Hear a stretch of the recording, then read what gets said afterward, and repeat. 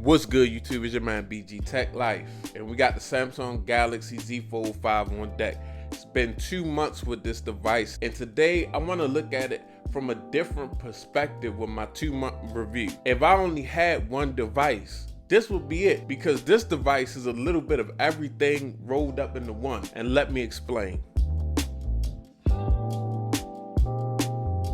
Okay, YouTube, so if you're in my line of work as a YouTuber and I do other things and I have other business going on and I needed a device and I only could have one device, it couldn't be a laptop because a laptop don't have a camera, and it couldn't be just a camera because I need something to edit photos on, I need something to reply to emails on, I need all type of different things for different situations. In all of those situations, the Z Fold 5 fits. Now, could this device hold up to the task?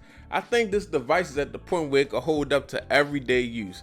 It has a gorgeous Armor aluminum frame, Corning Gorilla Glass Victus 2, and the flex hinge, which makes it a really easy to depend on device. I don't feel like this device is gonna go anywhere anytime soon. I don't feel like I'm gonna keep breaking this device. As long as I'm careful with this device, this build is gonna last, and it can take a little abuse. We at the point where Samsung has really got the build right, especially with the hinge closing flat. Now with these displays, guys, of course we got a 7.6-inch display on the inside, and we got a 6.2-inch display on the outside, and these displays are beautiful, even with the inside display going up to 750 hertz. So if I got enough space where if I need to multitask, where if I need to reply to emails, where if I'm trying to edit on LumaFusion, I got enough space, I got enough screen real estate to get it done. It's not like an iPad or a laptop, but it's way better than a normal phone.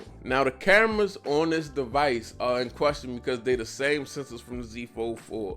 Of course, the Snapdragon 8 Gen 2 has helped a lot with the processing of the pictures, and that's one of the biggest parts of smartphone photography now, honestly.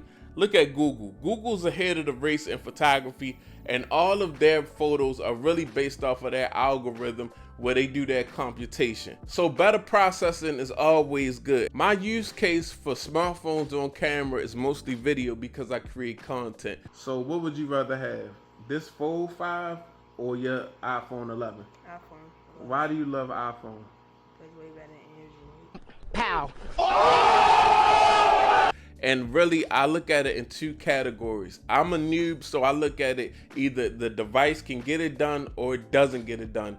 And this 50 megapixel main sensor does get it done. And I mean, it's helped along with the 12 megapixel ultra wide. And of course, you're getting that 3 times optical zoom with the telephoto. Front facing camera is definitely decent also.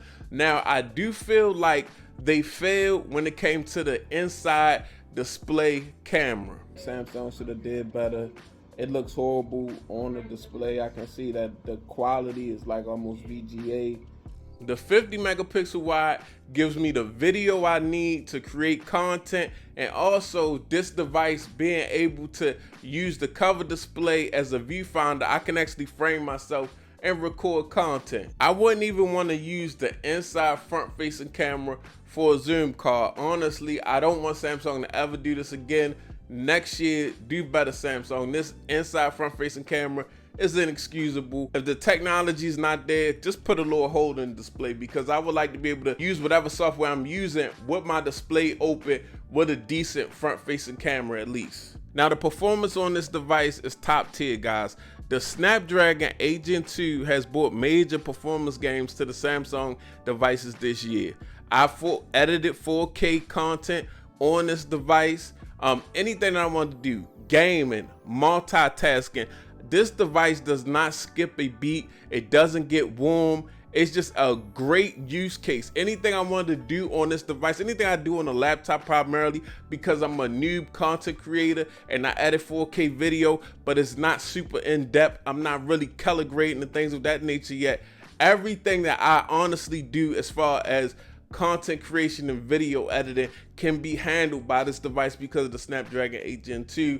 And if I wanted to use this device for leisure and gaming and things of that nature, it's powerful enough to also handle that task. Now, for a device to be your everything and your go-to device, is gonna have to have some type of longevity when it comes to battery life. And again, another kudos to Snapdragon because of the efficiency of the chipset.